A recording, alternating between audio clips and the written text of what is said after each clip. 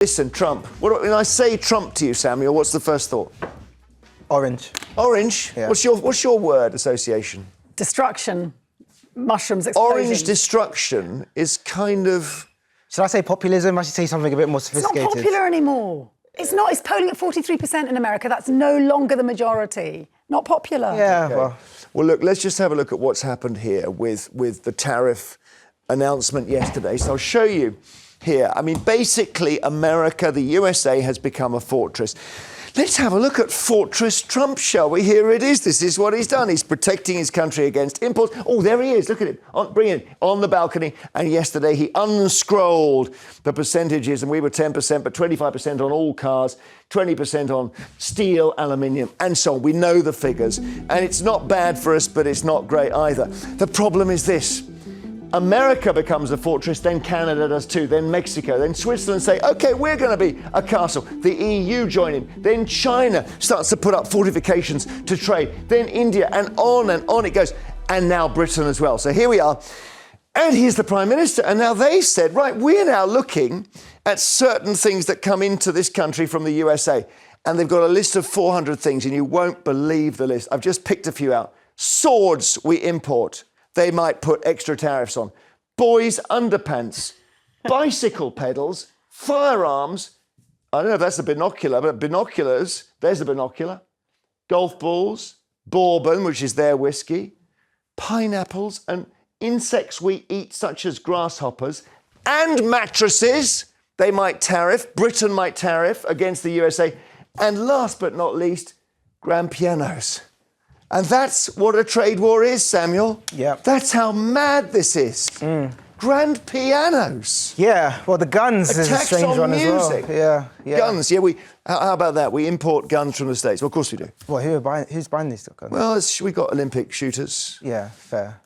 And farmers. Yeah. I mean, look, Donald Trump ran an election promising to make America great again, promising to be this populist leader that he's becoming. The challenge, of course, is his actions will have a ripple effect on the rest of the world, or are having a ripple effect. But they may be positive for the States now, because if they're positive for the States, then this is the future. This is how it stays. So that I know I can't work it out, Tessa, but is there a chance he could squeak this through and score a goal from it? History tells us twice America have done this within the last 150 or so years. Yeah. We saw it in 1890. They were called the McKinley Tariff Act, and they slapped on 50% on majority of products. And guess what? It tanked the American economy, and those that it affected most were the middle and lower income earners. And who supports Trump? Lower and middle income America. They're going to be punched in the solar plexus. McKinley lost his seat. They rescinded on the Tariff Act. Ditto go to the 1930s. We've all been talking about Smoot and Haley, or whatever it was called, the Tariff Act. 1929-30. Actually, France was first out of the traps when it came to banging in tariffs, even though the League of Nations said don't do this 2 years earlier. But America really goes for it. 20,000 goods, all get taxes slapped on them, import tariffs. And the result is it exacerbates the Great Depression. It puts us all into our separate bunkers. We all loathe each other a little bit more. And Roosevelt spent the 30s trying to unpick it. All right. Let's just see, we've got a Trump clip here. This is the other side of it, of why he thinks it's going to go well. I think it's going very well. It was an operation, like when a patient gets operated on, and it's a big thing. I said this would exactly be the way it is. The markets are going to boom, the stock is going to boom, the country is going to boom, and the rest of the world wants to see, is there any way they can make a deal? See, I was talking, bizarrely, I was at Chelsea Football Club yesterday, and I spent a bit of time with a guy who supports Chelsea, who's an American car dealer in Washington, just happened to be here. Had a great chat about it all. And, it's possible, let's say Mazda, they might find that the only way to sell cars in the States is to make them in the States. And at that point, it starts to work for Trump, doesn't it? Make and or finish production in the States to overcome the tariffs. Also, Donald Trump is probably banking on a lot of Americans choosing to buy more American products. But the reality is as Tessa just said, there are a lot of Americans who do not like Trump. And so as a point of principle, they may choose not to purchase certain products to send a signal that they're not going to align with his mindset and his agenda. We're asking whether you're sick of Trump already, sick of the sight of him. 0207 862 2222. There was a weird, I'm going to show you a clip of him sort of with a gold card, and we can't work out what this is, but he was saying he'd got some gold card that he was going to charge a lot of money for. Have a look. $5 million. For $5 million, this could be yours. That was the first of the cards. And then, you know what that card is? Gold card. It's the gold card. The Trump card, gold card. Right. Now, do you know what that card actually is? It's like a Willy Wonka ticket. Win it to work in a... So what he said is that if you buy that card for $5 million, you'll get US residency. Yeah, it's not uncommon for there to be entrepreneur visas or visas that you can buy for very wealthy people in different countries. In the Middle East, for example, a lot cheaper than $5 million, you can do exactly the same thing. Some countries you can get citizenship just by buying a house. Literally, yeah. It's not uncommon. I don't know if people are going to pay $5 million for it, but... I mean, it's a question of scale, isn't it? In this country, you have to be earning a certain amount before you can come in as a migrant under a certain band or category. And we've risen the earnings. But isn't it on a day like yesterday with so much going on, he's then actually going to flash a gold card and say $5 million and you can live here? Yeah, but we should, to be honest, we probably should do the same thing here. Probably, if you can afford to live here, who would pay it? Who would pay it? There'll be some people. I don't think the volume will be significant enough. Maybe if it was like $500,000 or $1 million, he could probably get more people. We're asking, given all the ructions and given that people with any investments at all have been hit here, are you sick of the sight of Trump? William in Clackmannanshire, are you? No, I'm not sick of Trump. I can't get enough. I think Trumptastic. I mean, I think so many things he's done have been great. He's closed the border. He's no longer allowing boys and girls sports. He's got Robert Kennedy standing up to big food and big pharma. I'm just excited about the future. I don't know why you're asking such a question. Well, Tessa knows why. Well, it's extraordinary to me. First of all, we're going to see the chickens come home to roost in the pharmaceutical side, because you've got Kennedy now presiding over a medical market that's just got way more expensive because America imports a lot of their medicines. But William, more broadly, what is positive about Trump's behaviour in the here and now? Overnight, staple American produce, Nike trainers, every kid longs to own a pair of Nike trainers, have just gone up in cost by about 50% because most of the factories are in places like What about that, William? Well, I think you're focusing on these tariffs, and do you fully understand why the tariffs are happening? I mean, it could be that he's trying to avert financial disaster. I'm not sure. The tariffs could backfire. 2 seconds, I've got to interrupt you there. The American economy was booming. Almost they were out-earning us per head 2 to 1 just 2 months ago. And look at the stock exchange this morning. Well, the stock exchanges go up and down. I mean, if you talk about the economy was booming, it certainly wasn't booming under Sleepy Joe.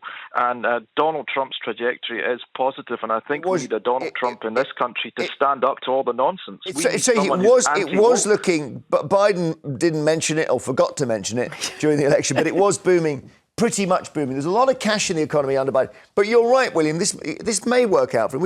You can't judge by a single day's reaction on the stock markets. But as to Nike shoes or Mazda cars, it's difficult to see how they're going to come down in price. Surely it's going to get more expensive for the American consumer. That's all I'm saying.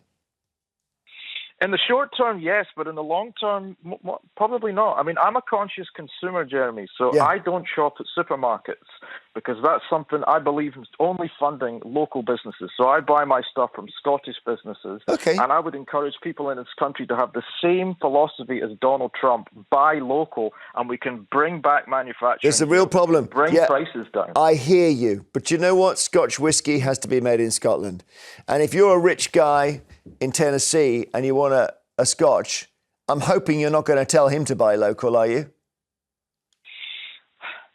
No, absolutely not. But we need to redesign our economy. We can't just have economies based upon things which aren't good for us, like alcohol. Alcohol is not good. And the trajectory that Donald Trump and Kennedy are putting America on and the world is a positive. Samuel, do you agree with this? Fundamentally, they're courageous. I agree with some of what William is saying, in the sense that there are a lot of people in America who wouldn't agree that they felt richer over the last few years.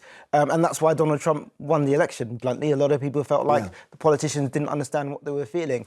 Having said that, where Donald Trump is probably going to go wrong is that when you make things locally or in America or even in the UK, it is not going to result in lower prices because you pay people higher wages. Well, I was going to say, with the car dealer who I met, the American car dealer, lovely guy, and I said, oh, so Mazdas are made in the States, so you can still sell Japanese cars.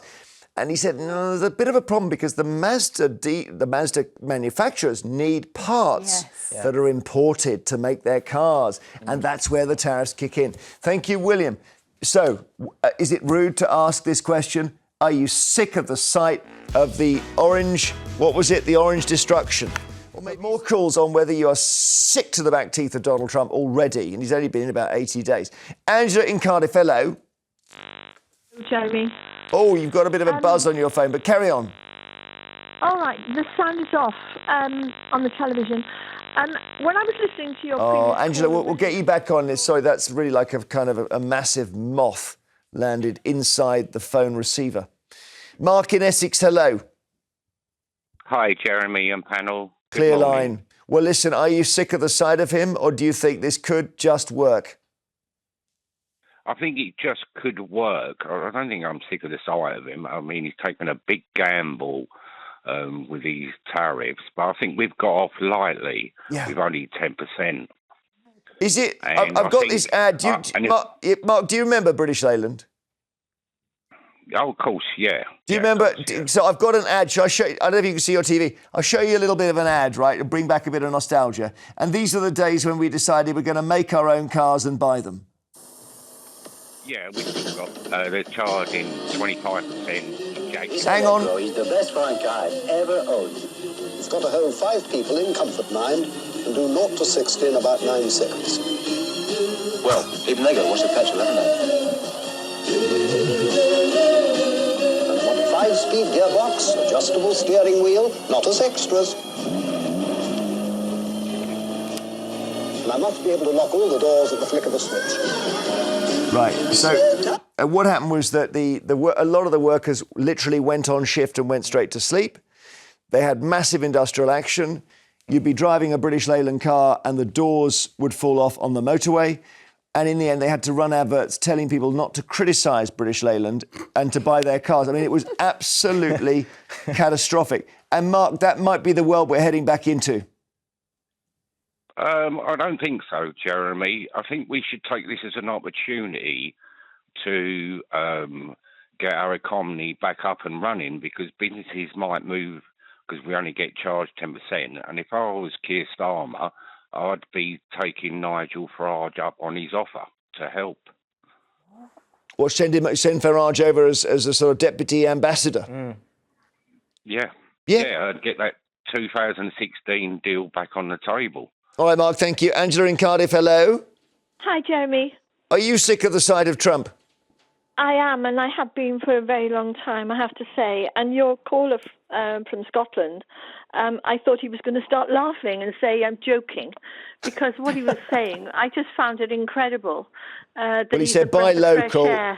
Essentially, he doesn't really want trade because he says we should just buy local. And I can see the thought behind that, you know. Oh, yeah, absolutely. But to say that Trump is a breath of fresh air, this awful, lying, racist, misogynistic, awful man, I just find it incredible that he's now essentially the most powerful person on the planet. Yeah, he's holding the planet to ransom. And he's active in a way he wasn't in his first presidency. Yeah, but if he's busy. The most angry people, I promise you, Angela, and this is why I don't believe it'll last, are going to be the Americans. I was listening to a German robustly pushing back against the 20% tariffs that have been imposed on the EU.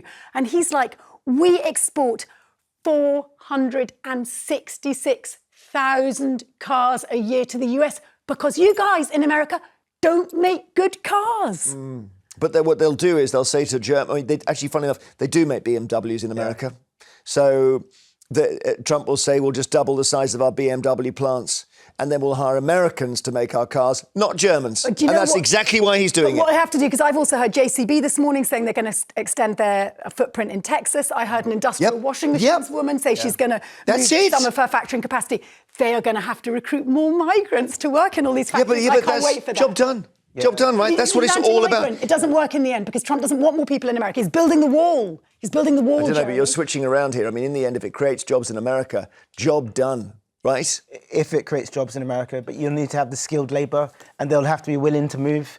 And of course, the ripple effect is countries like Canada, etc., will have better trade agreements with the EU. So there is no guarantee that this will work. But actually, I can sympathise with Donald Trump's reasoning. Do you think, and by the way, Trump used our own graphics for his presentation? That's kind of that's where we're at with our graphics. Samuel, do you think we'll rejoin the EU as a result of this? No. Well, what? Just melted down. No. Why? In fact, because we need to all stand together. Yeah. You can stand together without being an official part of a bloc, which is exactly what we're doing when it comes to things like defence with Ukraine, etc.